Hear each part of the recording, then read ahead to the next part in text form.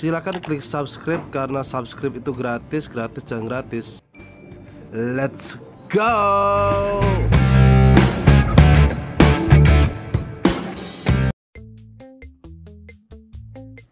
Oke, ketemu kembali dengan saya di channel PD Bintang Karya. Kali ini saya ingin memberikan tutorial cara untuk mengecat list timbul untuk penjepit kaca pada pintu APL, seperti ada tulisan lingkaran merah itu dan seperti ini. Nah, jadi list timbul persegi panjang dan fungsinya sebagai penjepit kaca.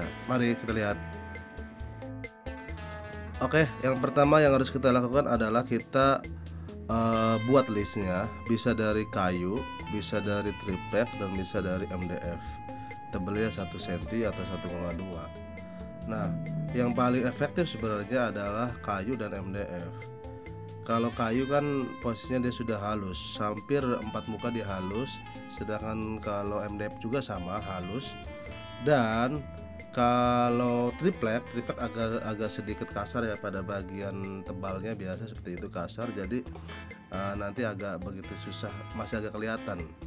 Nah, kali ini yang digunakan adalah sistem manual. Kita tidak menggunakan mesin untuk meng-high spray seperti pakai kompresor dan lain sebagainya, tapi di sini kita menggunakan alat manual, yaitu berupa cat atau stand dan kain, terus lakban dan pisau cutter seperti ini. Dan nanti contohnya bisa dilihat dari gambar ini seperti itu. Nah, untuk pemilihan pada list timbul untuk penjepit HPL pada pintu HPL ini, untuk penjepit kaca ya pada pintu HPL ini adalah menggunakan lakban berdiameter 5 cm, lebarnya 5 cm, dia panjangnya bebas ya, tergantung gulungannya.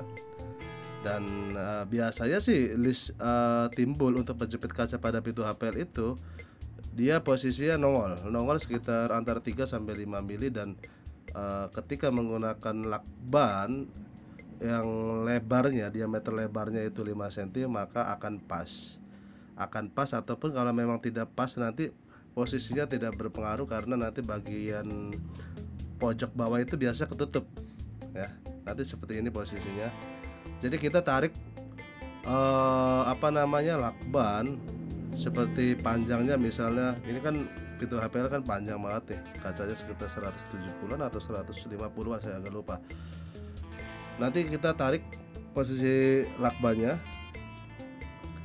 diganjel sama kayu. Ini ada kayu itu, kotak kecil itu, terus sepanjang dari list, lalu kita baru tempelkan seperti contoh pada video ini. Nah, apa yang dihasilkan sebenarnya dari list timbul dengan menggunakan cara manual yang tadi menggunakan itu ya, lakban dengan bahan utama lakban. Yang dihasilkan adalah satu, kita tidak usah menggunakan dempul untuk menutup pori-pori. Jadi di fungsi dempul itu untuk menutup pori-pori sudah digantikan oleh lakban. Terus hasilnya nanti akan membentuk sebuah urat kayak kulit jeruk seperti itu. Jadi ada serat-serat jeruknya, nanti bisa dilihat lah di video ini. Jadi proses pemasangannya seperti ini. Tapi sebelumnya kita harus pasang dulu ya, kita dipas-pasin dulu MDF-nya atau segala macamnya. Ketika sudah dipasang, lalu kita tandain, lalu baru kita tempel pakai lakban. Begitu pula kayu juga sama seperti itu, triplek juga sama seperti itu. Kalau sudah terpasang semua, baru kita lepas lagi satu persatu ya, satu pintu per satu pintu, lalu kita buat seperti ini. Nah, setelah sudah ditempel ya, lihat bagian sudutnya dia agak sudah diadu manis ya, sudah diserong seperti itu. Biasanya sih dimensinya antara 1 cm kali 1, berapa ya, 1,6, 1,7 lah ukuran listnya. Jadi dia tetap ada nongol, kalau pintu itu kan tebalnya 3,5an seperti itu. Kalau yang 4 cm berarti ya kita harus tambahin lagi tambahin lagi sekitar berarti 1,8an mungkin sekitar atau 1,9 untuk tinggi dari listnya, dan tebelnya tetap pakai 1 cm atau 1,2. Nah ini dia seperti ini, bisa dilihat sudah diserong ya, sudah diserong.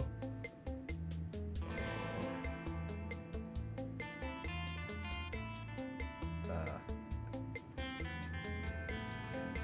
oke.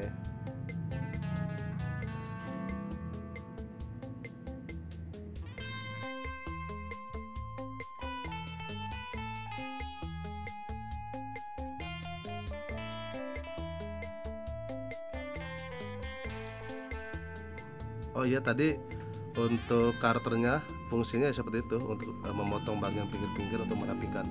Nah kita lihat pada bagian sebelum dicat. Nah ini dia serat-seratnya udah kelihatan kan, kayak serat-serat kulit jeruk kayak gitu. Itu menutupi pori-pori, dan memang sebenarnya sih agak rentan ketika ada benturan ya, dia agak kelupas, tapi ketika dicat lagi dia bisa normal kembali seperti itu. Kalau memang posisinya pintunya terbentur oleh katakanlah waktu masang segala macam, itu yang tadi saya bilang bisa dicat ulang kembali dan itu tidak membuat cacat seperti itu. Kenapa saya menggunakan lakban untuk menutup pori-pori ya, dan nanti menimbulkan kesan kayak ada kulit jeruk seperti itu bagian listnya.